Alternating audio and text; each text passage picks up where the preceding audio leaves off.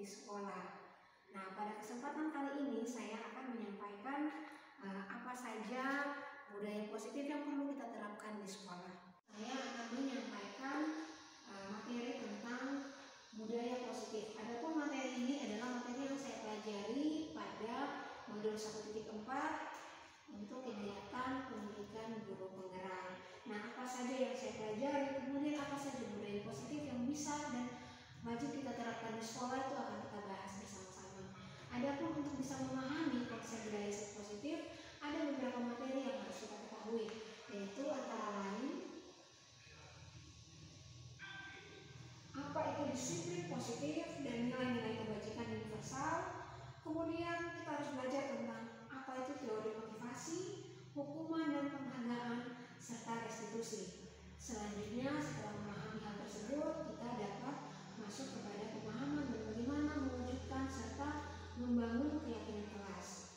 Kemudian kita juga harus akan mempelajari tentang kebutuhan dasar manusia dan dunia berkualitas, serta 5 posisi kontrol dan segitiga restitusi. Jadi Bapak Ibu, ini adalah materi-materi yang selama ini kurang lebih 2 minggu terakhir ini sudah saya pelajari pada modul 1.4. Dan pada kesempatan kali ini saya akan membagikan materi tersebut bersama dengan teman-teman sekalian di SMK Negeri 1 ini. Ya, materi yang pertama adalah disiplin positif dan nilai-nilai kebajikan. Ya, Bapak Ibu, selanjutnya pembelajaran materi yang berikut adalah keyakinan kelas. Nah, pada topik ini bagaimana Bapak Ibu kita bisa sama-sama membangun keyakinan kelas bersama anak-anak kita. Kemudian keyakinan tersebut kita sepakati bersama dan pada akhirnya akan kita lakukan bersama secara sadar. Nah, keyakinan kelas ini pada akhirnya akan menuju pada budaya positif. Ya, Bapak Ibu, selanjutnya pembelajaran materi yang berikut adalah antara lain kebutuhan dengan rasa kasih sayang dan rasa diterima. Kemudian akan penguasaan, kebutuhan akan kesenangan, kebutuhan akan kebebasan, dan kebutuhan untuk bertahan hidup. Nah, contohnya dalam keseharian kita Bapak Ibu, kalau ada anak-anak dalam kelas, mungkin pada saat kelas mereka mengantuk atau mereka harus terhati dalam pembelajaran, kita bisa cari tahu mungkin ada kebutuhannya yang tidak terpenuhi. Bisa saja kebutuhan akan kesenangan atau kebutuhan akan kebebasan, mungkin saja Bapak Ibu. Kita tetap semangat dulu Bapak Ibu ya. Jadi tetap semangat. Mungkin sudah ada yang tahu, kita semua berdiri dulu.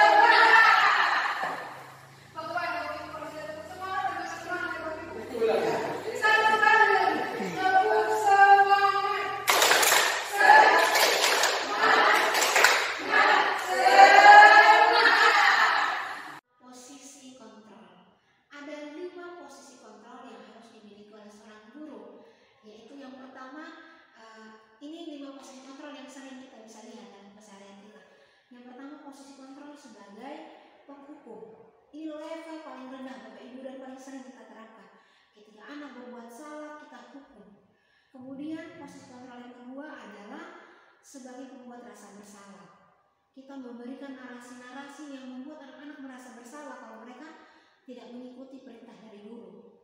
Yang ketiga adalah sebagai teman, 4 sebagai pemantau, dan 5 sebagai manajer. Dari kelima posisi kontrol ini, di mana posisi kontrol yang harus dimiliki oleh seorang guru, yaitu posisi kontrol sebagai manajer. Posisi kontrol sebagai manajer adalah penerapan segitiga restitusi di sekolah. Jadi pada bagian dasar itu ada kata menstabilkan identitas. Nah, bagian paling dasar dari segitiga restitusi adalah menstabilkan identitas. Pada poin ini kita bisa menyampaikan kepada anak-anak bahwa setiap orang itu pernah melakukan kesalahan, kemudian mereka bukan satu-satunya orang yang membuat salah. Nah, itu bagian dari menstabilkan identitas. Kemudian yang berikut adalah validasi kebutuhan atau memvalidasi tindakan yang salah. Pada validasi kebutuhan ini kita bisa menanyakan kepada anak-anak apa alasan sehingga mereka berperilaku seperti itu, apa kebutuhannya yang tidak terpenuhi sehingga mereka bisa melakukan hal seperti itu. Dan yang terakhir adalah menanyakan keyakinan. Nah, pada menanyakan keyakinan ini berdasarkan keyakinan kelas yang telah kita buat, kita bisa menanyakan kembali lagi kepada anak-anak apakah perilaku mereka atau tindakan mereka sudah sesuai atau belum dengan keyakinan kelas yang telah disepakati bersama. Nah, setelah itu baru kita bisa bersama-sama dengan murid untuk mendampingi murid, membimbing murid menemukan solusi dari permasalahan yang mereka hadapi. Kemudian apa tindakan yang mereka bisa lakukan untuk merubah atau memperbaiki kesalahan atau tindakan yang mereka telah lakukan.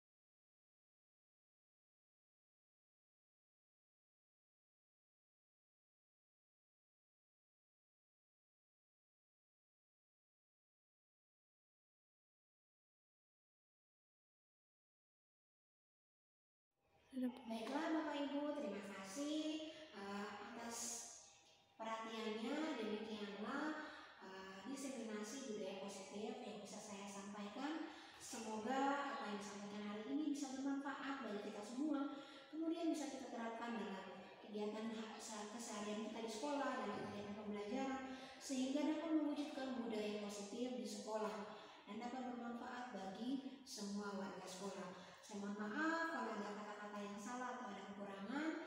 Sekali lagi saya mengucapkan terima kasih atas perhatiannya. Demikianlah pemaparan materi yang saya sampaikan hari ini. Salam dan bahagia. Assalamualaikum warahmatullahi wabarakatuh. Om Swastiastu, Namo Buddhaya, salam kebajikan, salam sejahtera bagi kita semua dan selamat siang. Tapi kalian rindu tidak dengan sekolah? Rindu.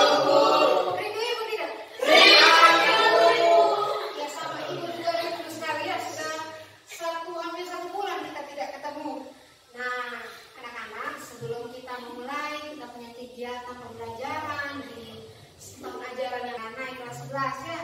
Jadi supaya kita punya kegiatan belajar selama tahun pelajaran yang baru ini bisa berjalan dengan lancar, kita harus buat dulu keyakinan kelas. Apa saja yang anak-anak yakini supaya kita punya kegiatan pembelajaran bisa berjalan dengan lancar. Supaya kegiatan pembelajaran bisa berjalan dengan lancar, kemudian ibu bisa mengajar, bapak ibu guru bisa mengajar dengan baik, dengan menyenangkan, anak-anak juga bisa belajar dengan senang. Harus ada yang kita sepakati bersama. Kira-kira dari anak-anak punya ide apa sih keyakinan kelas yang perlu kita sepakati bersama? Siapa yang bisa menyampaikan keyakinan kelas apa yang perlu kita sepakati bersama? Mungkin Ken, apa Ken? Datang tepat waktu di sekolah. Iya, dari Ken sudah satu ya, datang ke sekolah tepat waktu. Jadi itu keyakinan kelas yang pertama yang akan kita sepakati bersama, yaitu hadir di sekolah tepat waktu.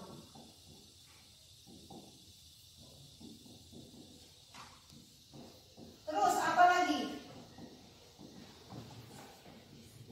Hadir di sekolah tepat waktu. Nah, itu termasuk hadir di kelas ya. Jadi kita sepakati bersama. Ini sepakat tidak pakai keyakinan yang pertama? Sepakat. Semua sudah sepakat, berarti harus kita jalankan. Terus apa lagi? Siapa lagi yang mau menambahkan? Iya, silahkan. Menjaga kebersihan dan kerapian kelas. Iya, betul sekali. Menjaga kebersihan dan keindahan kelas, kerapian kelas. Ini yang lain sepakat? Sepakat, Bu. Kira-kira kenapa kita harus jaga kebersihan dan keindahan kelas? Agar salah belajar. Iya, jadi supaya bisa nyaman belajar. Kemudian, siapa lagi yang mau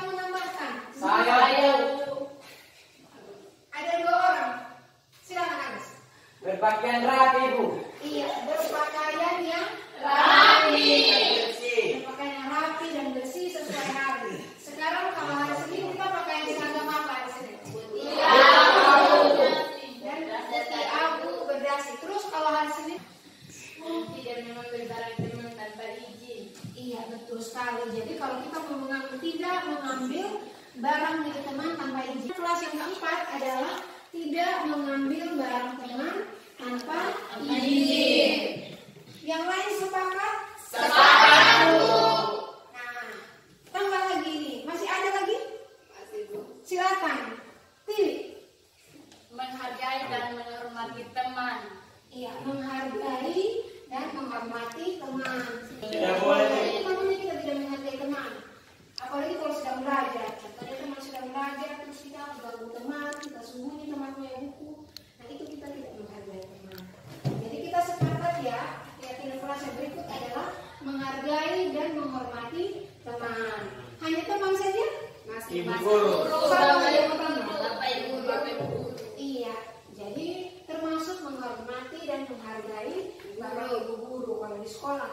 Kalau di rumah kita harus Menghormati orang tua. menghargai dan menghormati orang tua. Nah, siapa lagi yang mau menambahkan? Saya, Bu, Iya, silakan. tidak membolos dan tidak keluar masuk tanpa izin. Iya, tidak membolos dan keluar masuk kelas tanpa izin. Jadi kalau bapak ibu guru sedang mengajar, tidak boleh kita langsung keluar tanpa izin. Kita harus izin dulu dan harus menyampaikan keperluannya apa. Contohnya, ibu saya izin mau ke belakang, atau ibu saya izin mau cuci tangan. Jadi harus izin dulu, tidak boleh keluar masuk. Apalagi membolos ya. Kalau ada guru sedang mengajar dan pelajaran, kita tidak boleh keluar membolos. Karena kalau kita tidak mengikuti pembelajaran, yang rugi siapa? Kita sendiri. Kita akan ketinggalan pelajaran. Masih ada lagi keyakinan kelas? Tidak boleh tidur Silakan, saat jam ya. pelajaran. Iya, tidak boleh tidur pada saat jam pelajaran. Jadi kalau ada jam pelajaran, jangan tidur. Nah, kita harus fokus dan semangat untuk mengikuti pembelajaran. Harus selalu semangat. Kenapa kita bisa mengantuk? Kadang-kadang kita mengantuk karena dari rumah kita tidak siap. Malam kita tidur sampai larut malam. Jadi pada saat pagi kita datang sekolah, kita punya tubuh sudah kurang istirahat. Kemudian kita capek, kita lelah, akan kita mengantuk. Kita tidur, kita tidak mengikuti pembelajaran yang baik. Sampai di sini masih ada yang mau menambahkan keyakinan kelas kita? Sudah cukup? Sudah cukup, sudah. Nah, kalau nanti besok atau beberapa hari ke depan, kalau ada lagi yang anak-anak mau tambahkan, kita masih bisa menambahkan ya. Jadi kita masih bisa sama-sama menjalankan kita punya keyakinannya, sehingga kita punya kegiatan pembelajaran dapat berjalan dengan lancar, dengan aman. Suasana belajar juga menyenangkan. Anak-anak senang tidak kalau suasana belajar menyenangkan? Senang. Kira-kira kalau suasana belajarnya menyenangkan, kalian bersemangat atau tidak belajar? Bersemangat. Ya, jadi supaya kita punya suasana belajar tetap aman, nyaman, menyenangkan, maka marilah kita sama-sama menjalankan keyakinan kelas yang sudah kita sepakati. Mungkin itu saja dari Ibu. Terima kasih buat kerjasamanya. Selanjutnya anak-anak bisa melanjutkan kegiatan untuk mempersiapkan kelas. Ya, selamat pagi. Pagi, Bu.